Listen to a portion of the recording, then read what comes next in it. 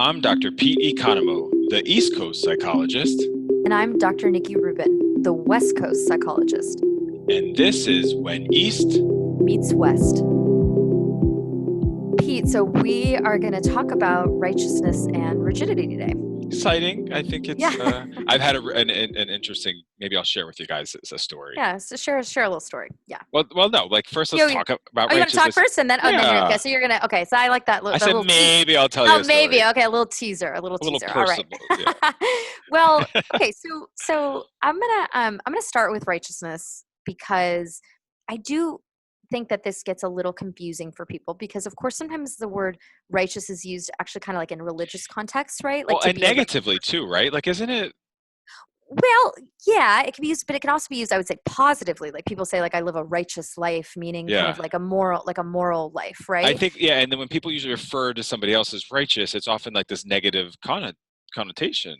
Yeah, which is I think what we're going to more emphasize today Yes, we is the are. negative connotation. But I Right. want to, well, so thank you for saying that because that's what I want to be clear is we're not sort of using it in the context that that word is used with, from a often like a religious lens. We're Right. sort of framing it more again from a, a behavioral science, Shocker.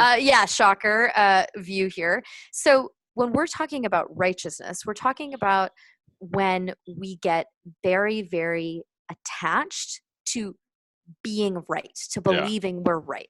Right. And I always like to start this conversation with patients by saying, I'm going to be really clear. I love being right.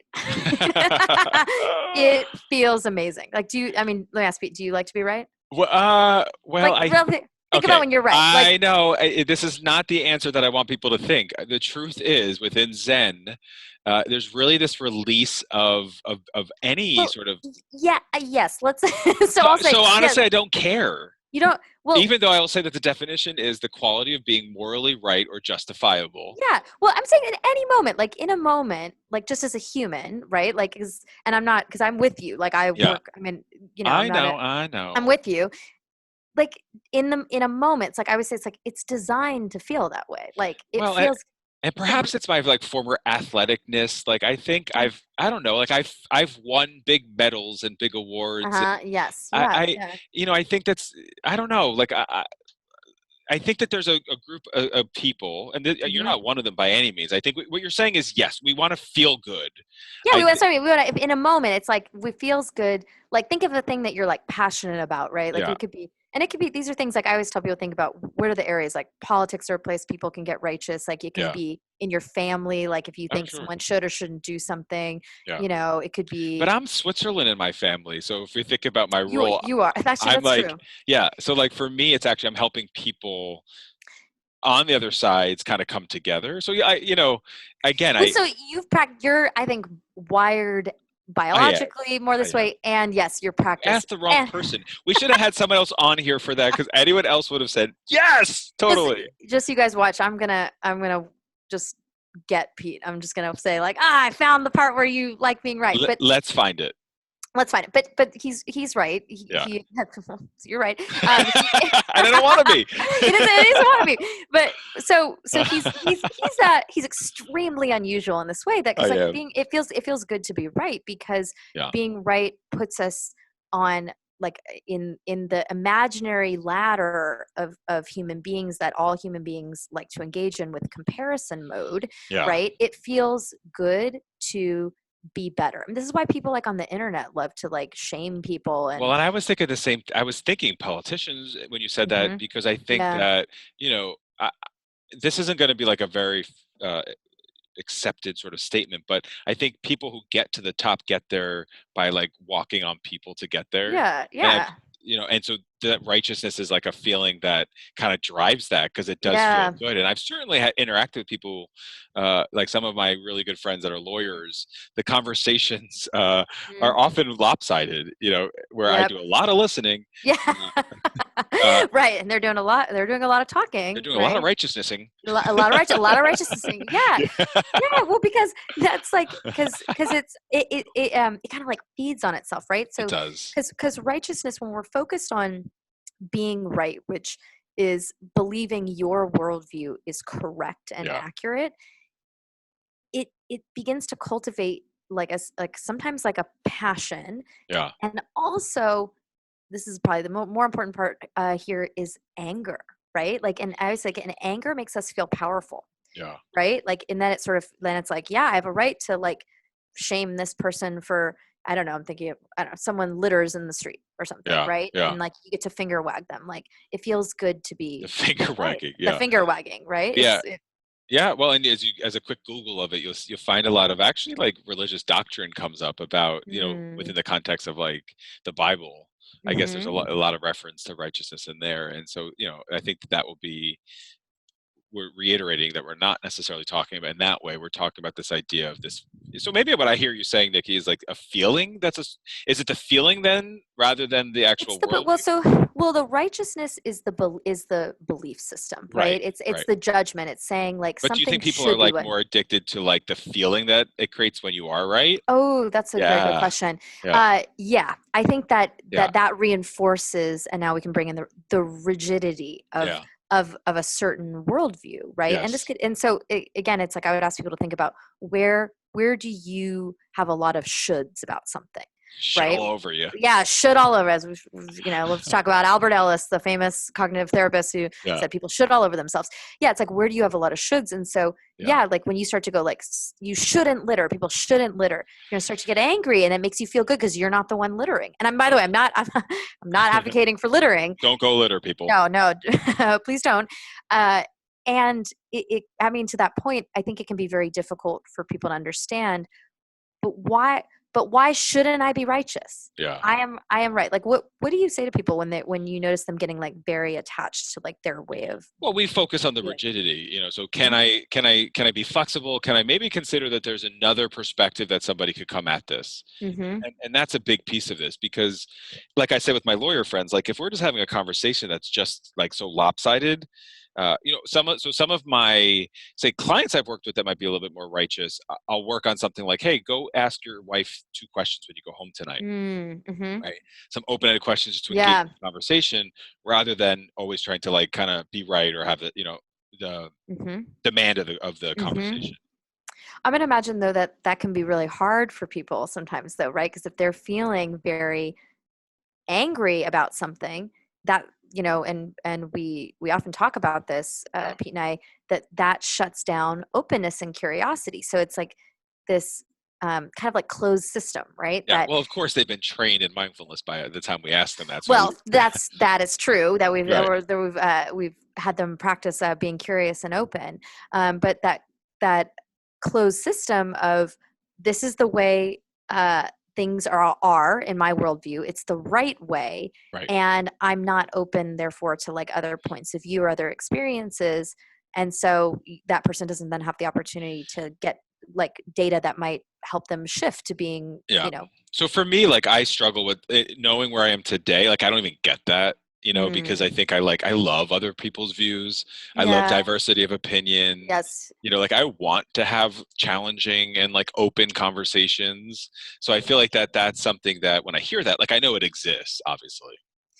Yeah, well, and I think that that's, again, hopefully something that people can hear and say like, well, I wonder why Pete likes having challenging conversations, or why, and Yeah. like, does he enjoy differing worldviews? Because I think you're really, I mean, and look, I'm with you. I share that experience, Yeah. though neither of us came to that like Right. from a primary standpoint of like I just enjoy that it's like there is discomfort in Hell yeah. bringing, yeah, in Yeah. bringing in other viewpoints, which My parents actually, definitely did not yeah. rear me that Yeah, way. right, right. And so it's because I think people, that's the question I get really, asked quite a bit. It's like, but why let go of that?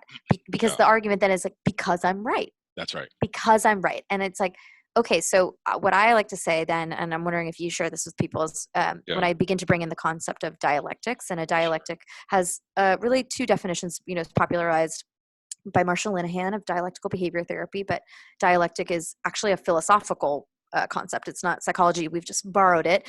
I say like it's that two opposite things exist simultaneously, so two opposite worldviews.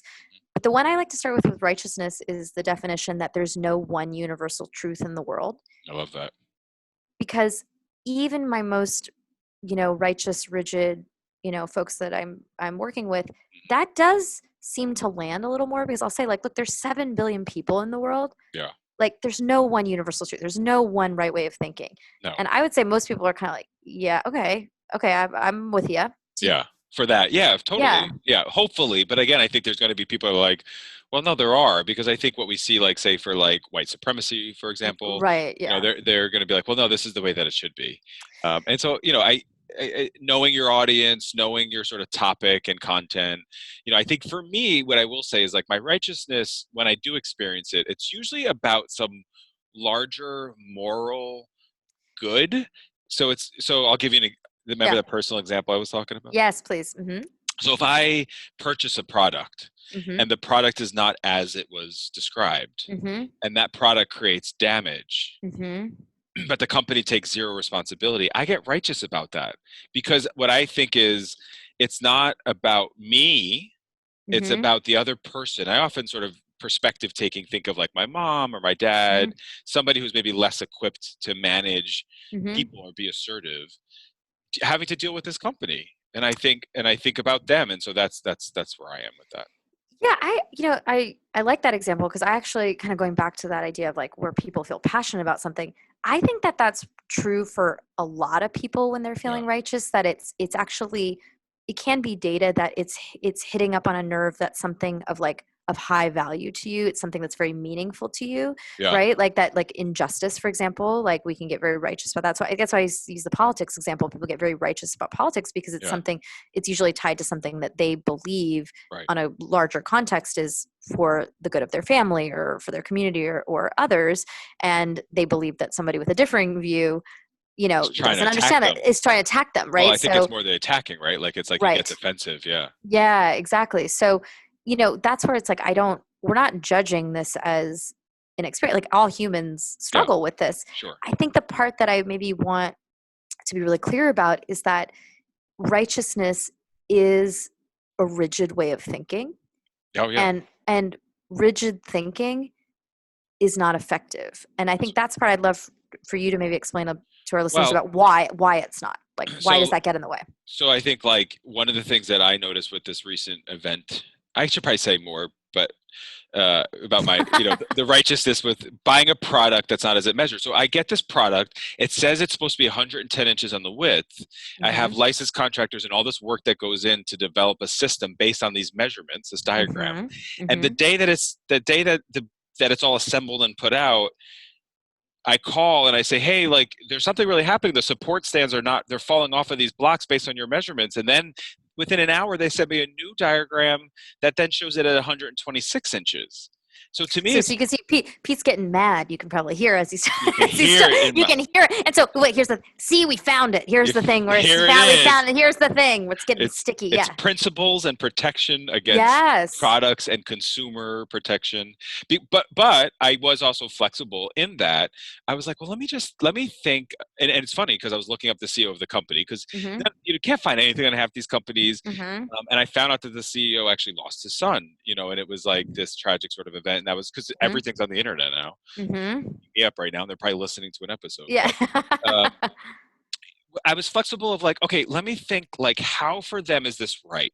And so that's the flexibility piece. I was trying to think about the sales manager in his world, and how he was so dismissive of anything related to me as the customer.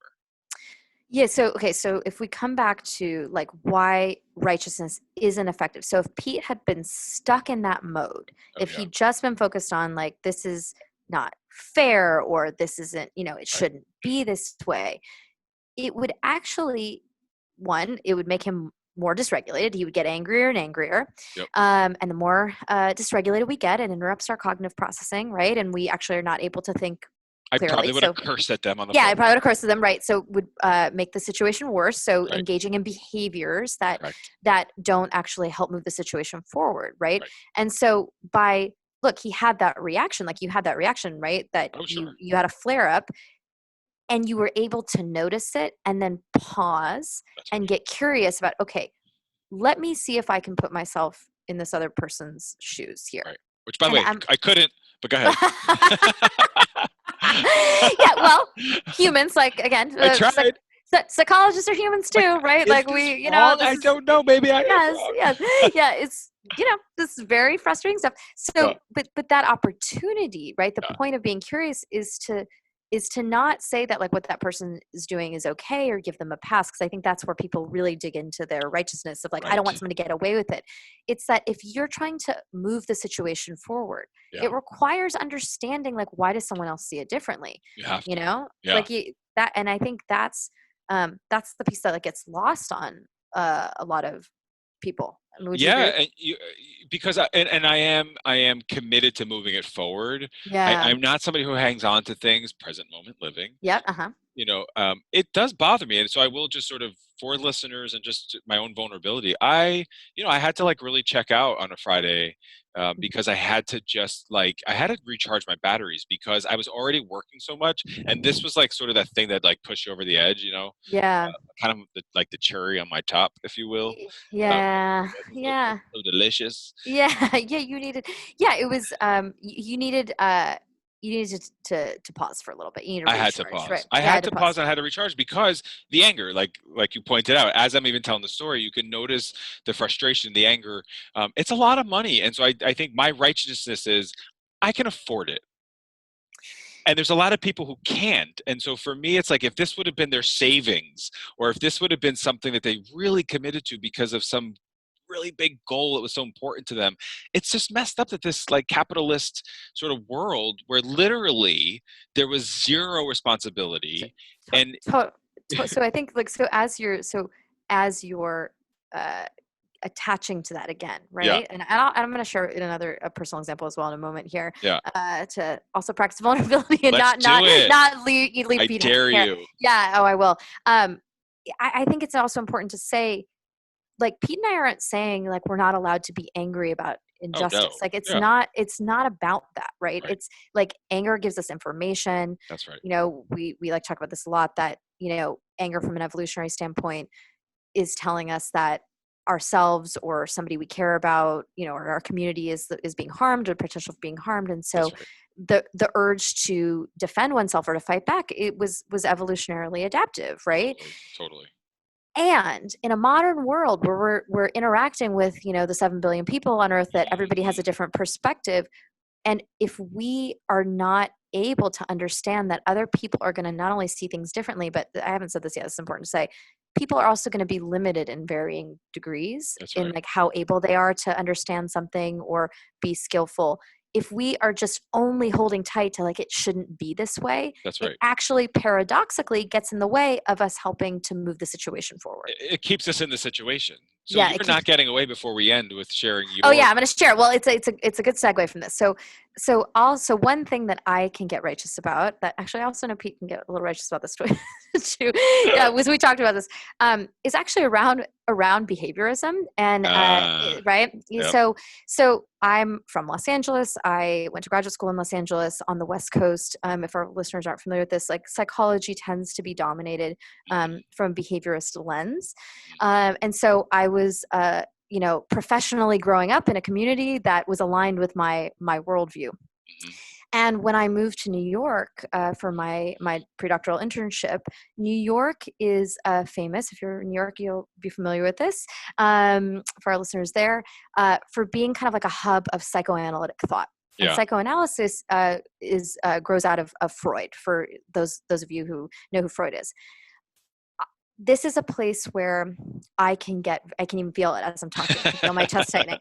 I can get very righteous yeah, because I yeah, I don't like a lot of what is presented in psychoanalytic theory. right, And there's, it's also not all of it, but there's a chunk of it that doesn't come from evidence. I'm very committed to science, right. and it makes me very mad. And so like I would, be in New York and somebody would come to see me and say, I've had panic attacks for 20 years. Mm, Panic attacks are like one of the most easily treated that's right, just symptom profiles that we see, and we have like 50 years of data on it. So right. it makes me so, it's the same thing as injustice. Like this isn't fair. It makes me so mad.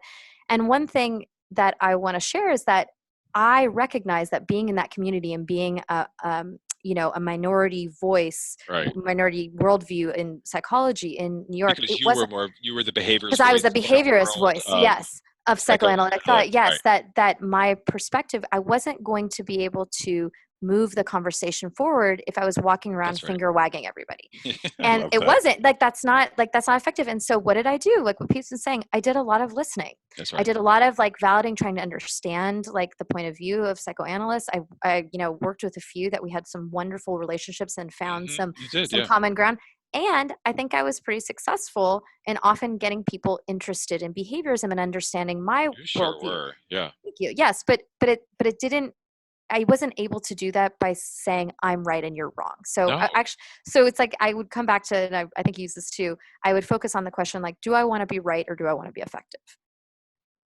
And I was like, I want to be effective. Yeah. So I don't know. Is that something that you Yeah. think about? I Yeah. love. I mean, that's our tag, I guess, for this episode is: Do I want to be right or do I want to be effective? I think for me, I clearly choose being effective. Well, and I hope that our listeners can take a little bit of this and ask that question of themselves when they feel that urge to dig in and be right. This has been When East Meets West. I'm Dr. Nikki Rubin. And I'm Dr. Pete Economo. Be present, be brave. This has been When East Meets West. All material is based on opinion and educational training of Drs. Pete Economo and Nikki Rubin. Content is for informational and educational purposes only.